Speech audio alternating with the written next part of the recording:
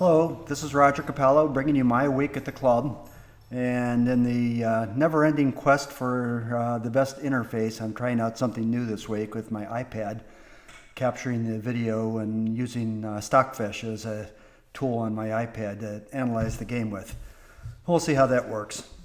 But this week, now that the club championship is over, we've entered a new tournament, the Harlow B. Daly Memorial. And I actually looked up Harlow B. Daly because I've heard his name a number of times. Of course, never knew the gentleman. And he was actually born back in 1883, but was a dominant force in Maine chess for many, many years. And in fact, he won the Maine chess championship the last time when he was 84 years old, I believe, or 86 years old in 1970. And actually won it 7 years in a row from about 59 to 65. So just prior to the Fischer boom, Fischer era, which is when I started playing, he was, a very active New England player. So I guess this tournament is in honor of him. And in the first round, I met Bill Burke, who is a player in the middle 1500s or so. And he said he's been away from the game for a bit, but has gotten interested again lately and is playing more. So we had a fairly interesting game, I think. It started out just as much as the computer wants me to start out here with d4, and Bill responded with d5. I played c4, suggesting maybe a queen's gambit. He countered with e5, which is the Albin Counter-Gambit. Now, this is a fairly unusual opening and one that I'm not terribly prepared for, but then again, I sound sort of like a broken record, I think, saying that every week. The correct thing to do is to take the pawn, which I did, and then black pushes the pawn, and white comes out and attacks it, and black defends it. And now the two most common common continuations here are to play g6 with the idea of fianchettoing his bishop soon, or the other idea is to play a3 with the idea of expanding on the queen side and fianchettoing the queen's bishop. So those two variations are seen about 75% of the time. I think it's about 50% for g3 and 25% for a3. I didn't play either one of those. I played a fairly rare continuation, which is bishop to f4. There's nothing bad about that, but it's probably not as good as either of the other two options. It's only seen about 1% of the time in master level games. As I thought he might, he came out and pressured my knight, which is putting pressure on the pawn on e5. The knight is defending e5, so attacking the knight, of course, pressures that pawn on e5. As a result, I developed my knight to defend that, and so that if he takes it, I can replace it with another knight, and also keep from ruining my pawn structure. But of course, that encourages the reply from him, bishop b4, which is also not an unreasonable move, although the computer was suggesting developing a knight. Right away, I put the question to that bishop, and the best move here is, as the computer is suggesting, is to trade off the knight, like so, and I take back with the queen. And, White's got a good game here, I think. It's true that black could hurt White's pawn structure, but at the cost of giving up the bishop pair. And I think White has a pretty nice game here, and black's going to have to work some to get his pawn back that he gambited on e5. So instead of doing that, what Bill did was to play bishop takes the knight on f3. And as you notice down in the lower left corner, the evaluation is now strongly in White's favor. It's up to almost 3 pawns. In fact, it says 2.9 or 3 pawns there. That's the equivalent of a full piece. So it's quite a strong advantage. And I think Bill just overlooked the fact that I didn't have to recapture the same piece that he had taken, but could then instead recapture the other bishop. And now all of a sudden I get a strong queenside initiative out of that. His bishop is still under attack. It has to move away, and he moved it to g4 as the computer is suggesting. And then that gives me time to drive away his knight that's on c6 and is the one that's pressuring my central pawn, the gambit pawn that's sitting on e5. Now the computer wants the knight to be moved back to e7 or b4. It thinks those are about equivalent alternatives. What Bill did was actually to go forward with the knight. And this was a very tempting move for him because he thought that maybe there's a trap, a potential trap here, that if I'm not paying attention and I do something such as, try to drive away the bishop that is pinning my king pawn, then he has the very strong response, knight d3 check, and the only thing I can do to keep from only legal move in this position is actually to take the pawn, is to take the knight, and of course that pawn was pinned, so it allows his bishop to take my queen. That would be bad for black. So I did not do that. I did see that threat, and instead I played this move that the computer is liking of queen out to b3. And it really is kind of a twofold move. It puts pressure on the knight on b4. That's the main purpose. But it's also threatening to move laterally, perhaps at some point over to the king side. Now the computer would like to defend the knight with the queen. If that were the case, I was planning on attacking it with the rook. And I can continue to put pressure on the queen side in that continuation. Instead, what Bill did was to defend the knight with the pawn.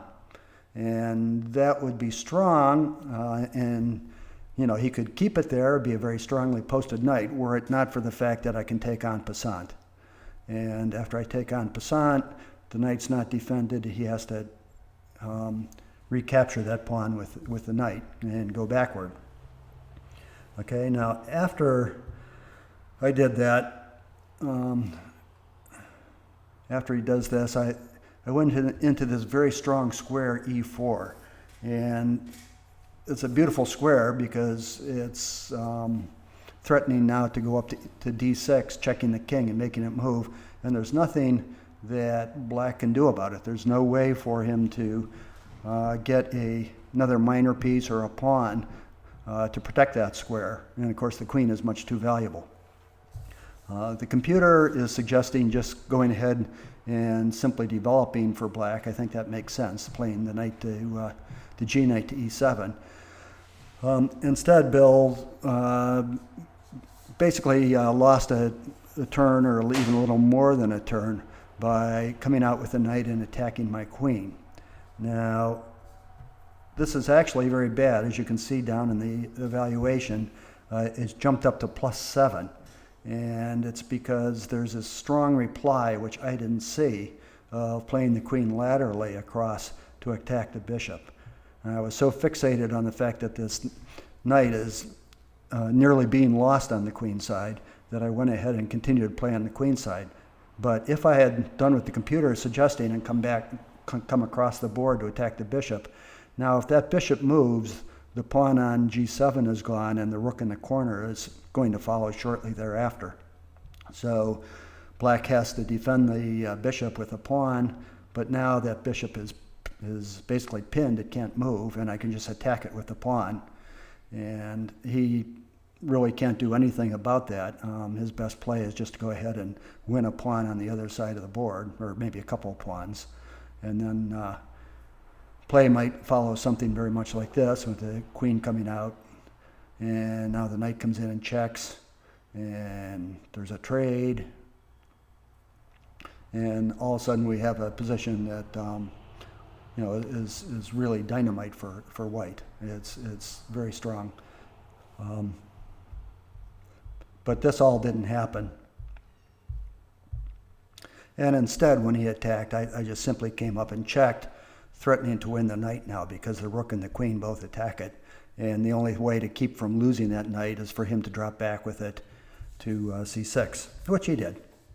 But of course, that's taken him now 2 moves, and I've only spent one tempo moving my queen. And so I've gained a tempo, and maybe my queen is even a little better placed on b5 than it was on b3. So I've gained maybe slightly more than a move. And the computer is suggesting now that I go ahead and take the time to check the king, which is exactly what I did, and force it to move so that it won't be castling. And then I was strongly tempted to take the pawn on b7, either with the queen or the knight.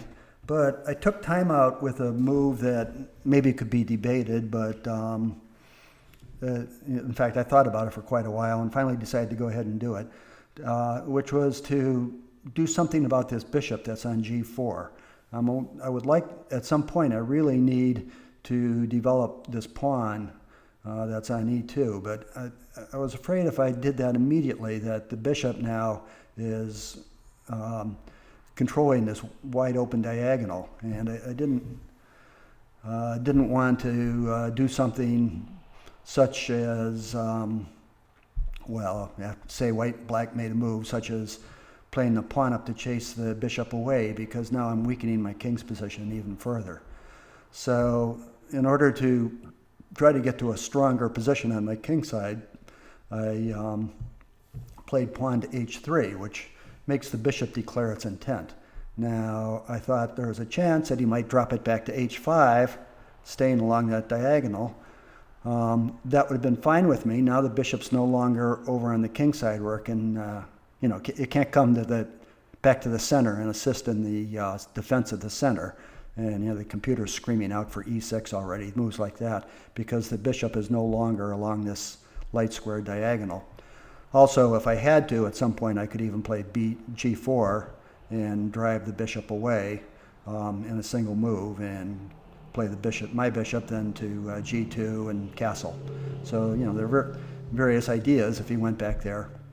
Instead, he dropped back along this diagonal. This was okay with me too, because I wanted to see what square he was intending on going to. He went back to d6. And now I took the pawn. Could do it either with the queen or the knight, but I felt that my queen was staying a bit more mobile if it was out on b5. So after the knight takes, really the only good move for him is to play the queen to c7. Now that's threatening to pin the knight along the b file and double attack it. So, but that's not a problem because I can unwind easily with a check by the queen, which is what I did. Now the downside of this, of course, is that the natural move for him is just to go ahead and develop his knight while blocking the check. And he played that, and then I dropped my knight back to d6. At this point, because the reason for that, I should point out, is that if I didn't do that, if I developed on my king side or something, played e3, well, okay, the knight's not even defended right now, and the queen could take it. So I had to do something about that knight. Now that it's not defended. Okay, so knight drops back to d6, and now black, the computer would like black to play the queen to b8. I didn't really even consider him doing that because that seemed like that was a very awkward square and would cause his rook to at least be momentarily pinned on the back rank there, stuck on the back rank, rather. So after I played my knight to d6, he instead played his rook to b8, attacking the pawn. And this is more what I expected. And I sat here for a while trying to figure out what to do, and I think what the computer is suggesting probably would have been a good plan at this point, to go ahead and play e3 while I have the chance, and after the pawn trade, to recapture it possibly with the queen. At least that's that would have been my human move. The computer is saying that after the pawn gets captured, take it back with the bishop.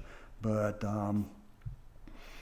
I guess that's actually a reasonable move now, because my queen is defending the pawn on e5, right? So this knight really can't take, because obviously the queen could take it back.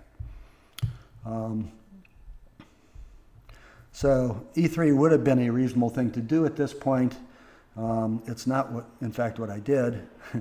Instead, I defended the pawn that's being attacked. And probably the best defense would have been to get behind the pawn so that I could threaten to push it to b4.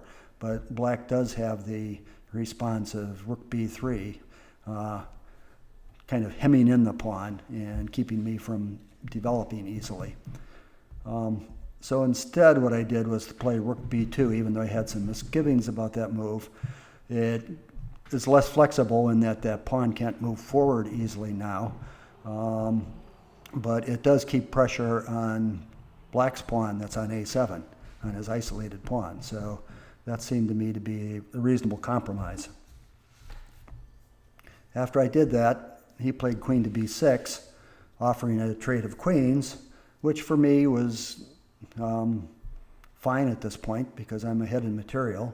So I went ahead and took his queen, expecting him to recapture with the rook so that he would have pressure along the b file. But he actually took with the a pawn, and that's probably about a half a pawn worse. If we go back, you see that white's advantage is about 2.5, 2.67 pawns, something like that. Whereas if we capture now with the pawn, it's up to 3 again. So it's actually probably significantly worse to do that with the a pawn instead of the rook, where the rook will maintain pressure than on the b file. So now the rook's a little more passive in a defensive pose behind his own pawn. After he took that, I played a dubious move, I guess you'd have to call it. I played my bishop back to h2, and the thinking behind that is that black is threatening, if I do something else, like play the pawn up, such as the computer is suggesting, black is threatening knight g6, attacking my bishop. And I was thinking then I would have to retreat my bishop, and the pawn would be lost because it's attacked twice, even though the computer is not suggesting that line. But actually, yeah, this is quite a bit worse. Surprisingly enough to me, but let's see what the computer has in mind. It thought that I could attack the knight, and that the knight, if it drops back, then his bishop is trapped. Yes. And so I didn't see the fact that there were 2 pawn moves in a row that attacked the bishop and caused it to go lost.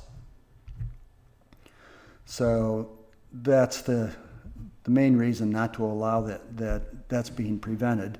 But I didn't see that sequence, and instead I thought that was a real threat to take the pawn if I retreated my bishop at this point. And actually the computer, one of the moves it suggested, although it's going along with the retreat now, one of the moves it suggested along the way was g3, and that's not a bad move for white either, even though it does give up my bishop.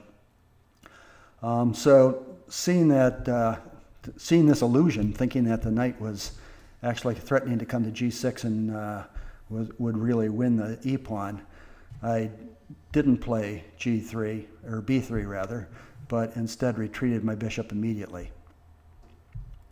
Okay, after I retreated my bishop, then black can't win that pawn directly anymore, but he went ahead with that developing move anyhow to put pressure on that pawn, and now I can actually go ahead and defend it with f4. Okay, but this is actually a threatening move, which shows sort of the weakness of the last knight move by black, because the pawn is threatening to advance further, threatening forking the bishop and the knight. And he needs to do something about that. The computer says, oh, let's just move back now so that I can get out of the fork.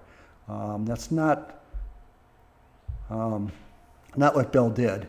It's hard to move your pieces backward and to take moves back. So instead, he pushed forward with the knight, thinking that he could put some pressure on my king side. And indeed, I think he would have if I would have been, say, foolish enough to attack the knight.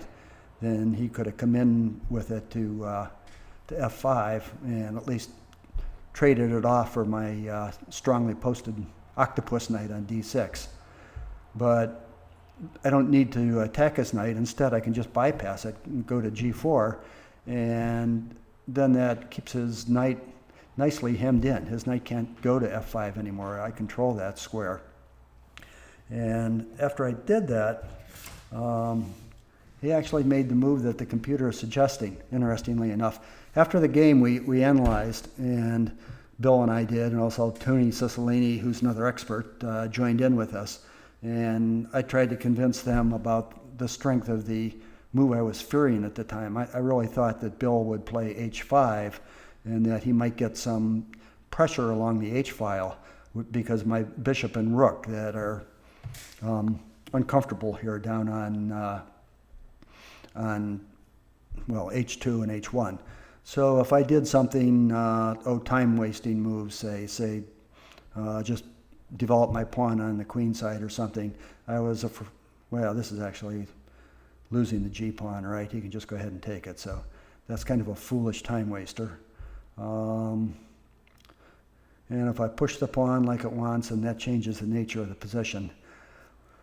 But what I'll say I pushed the pawn and I weren't actually attacking his bishop. What I was afraid of was something like pawn takes, knight. Well, the knight can't check immediately because I can just win it. But you see the sorts of problems that I was anticipating is that the h-file would open up and this bishop would be hard pressed to get off of h2. But there's not a sequence of moves that can reach that, and the computer realized that, and because of that wasn't afraid of h5 and instead preferred the move g5, which is the move that Bill played. But this actually works very nicely for white. I mean, his advantage is up to 4.5 pawns now because I can just go ahead and push by that pawn, attacking the bishop, driving it back. He dropped it all the way back to c8, where I could trade my knight for it if I wanted to, but that's a wonderful knight. And all things being equal, I'd rather not trade the knight for his bishop. So I didn't immediately, and what I did do, though, is to play king f2. And that's preparing, so I should explain that move, why I play king f2. It's preparing e3. What I'd like to do would be to push the e-pawn right away. It's not defended, and also the knight, as the computer is suggesting, can come into f3. I didn't want to allow that to happen. So if I play king f2 instead, that controls all those squares over there where his knight wants to enter my position, and also is going to support the e3 pawn push. After, say his move, I could play e3, for example. After I played king f2, he didn't play the bishop where the computer is wanting to put it, but instead put it on b7. Now, that starts to offer some interesting possibilities here. So, actually, yeah, it was a move earlier that I was thinking about taking on f7. So let's back up a little bit. When I played king f2, I actually thought instead about a line of play that was looking very promising for a while, which was to actually sacrifice the knight for the pawn. He kind of has to take it. The rook is attacked, the pawn is attacked. I'm going to push my e-pawn forward. So he takes the knight. I play forward with check. His king moves, and then I win the rook. But the reason I didn't come down this line is because I looked at it deeply enough to realize that after bishop takes rook, knight takes rook, and I come to the back rank attacking his two pieces, one of which is undefended there, he could simply play the bishop to b7, and now my rook is no longer, it can't stay anymore on a8 pinning the knight. So the computer is suggesting I trade it for the knight at this point. Black has an advantage of 1.5 pawns. So even dropping the rook back would be even worse. The material is 2 rooks and a bishop versus a rook and 3 minors. So it's actually 2 minor pieces for the rook. So black is ahead. It's actually 1, 2, 3, 4, 5, 6, 7 pawns for white. And it's actually a 3-pawn advantage. So it's material-wise, white's not in bad shape, but because of his development on the king side, that's really what's giving black the advantage here. And if I drop back, for example, it's okay. That's nice to have computers. They keep you honest. It's even worse than I thought. Not only is black got good develop, but there was a fork of the 2 rooks. So on b7, the bishop is forking the 2 rooks, and the best I can do is to go ahead and take the knight, and he takes back, and then I move my rook. And now you can see black is a whole piece ahead for 7 pawns versus 4, so a piece for 3 pawns. But he has better activity, which is why he has the advantage, even though material is roughly equal.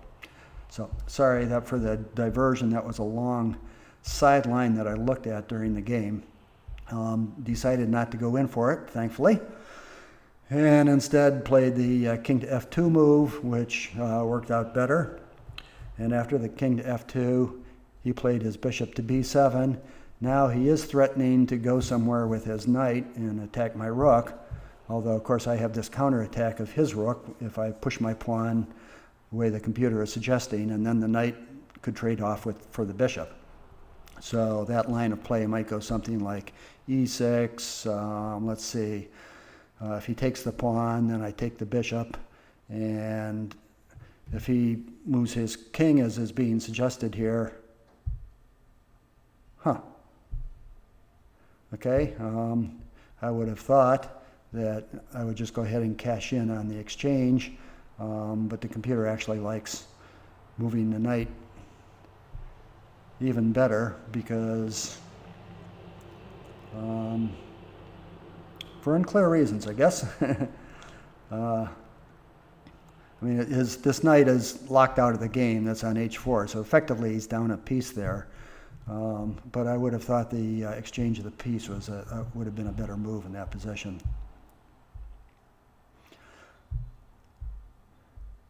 So instead, dial this back a bit, come back here to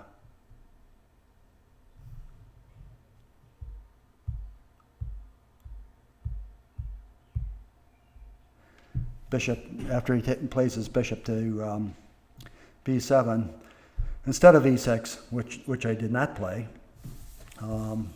instead I played knight takes on b7. And I saw a bit of a mirage here. It's not as good as I thought it would be. Tony really shuddered at this point. He wanted to find some way to keep that knight active. And I think what he was suggesting at this point was knight to e4. But that's not so good because then the black knight can move and simply attack my rook, and the white knight's under attack, and so's the rook after it falls. So's the rook on h1. So after this sort of move, there are various fireworks going on, including the black rook being attacked. But it's in a position where you're winning, you don't want to go in for kind of crazy fireworks like that. So instead, it seemed to me like there was a different way to win. But like I say, it was a bit of a mirage. After I played knight takes bishop, rook takes, I came down and checked. And I thought that I would be able to, I expected him at this point to play knight b8, and that I could play e6, doubling up on the knight, which is really pretty good. But he doesn't have to do that. What he can do instead is to block with the rook. And that still is pretty good because I can trade the rooks. And knight takes back. And at some point that knight will come under attack. The computer's suggesting an immediate e3 to get my bishop into the game. I suppose that's one move. Another move would be to play the bishop to g2, but that allows him to trade off his bad knight, so I wouldn't want to do that. The other possibility is to go ahead and push forward with e6, attacking the knight, but then the king can move and allow the rook then to defend the knight. So those all work out okay for black, but white still has a very hefty advantage. What really happened in the game was that there was a blunder, and Bill played king to g7, which is kind of one of those unfortunate moves that happen in chess from time to time, because the king, of course, is a defender for his rook in the corner, and it's very easy just to go ahead and push the pawn forward and drive the king away. And so I pushed the pawn forward, and Bill took a look at it for not very long and decided his rook was lost and he'd resign the game. So that was the end of it. Hope you didn't mind this experiment of trying the analysis on Stockfish on my iPad, using Stockfish on my iPad. It was a little different for me to do it this way. And this was the first round. The next round of the Harlow B. Daily Memorial will be on Wednesday of actually this week, so just in a couple of days as I post this. And then I'll be gone away for a week. I'll miss the third round and I'll be back for the fourth. So until I probably won't have time to analyze my second round game. So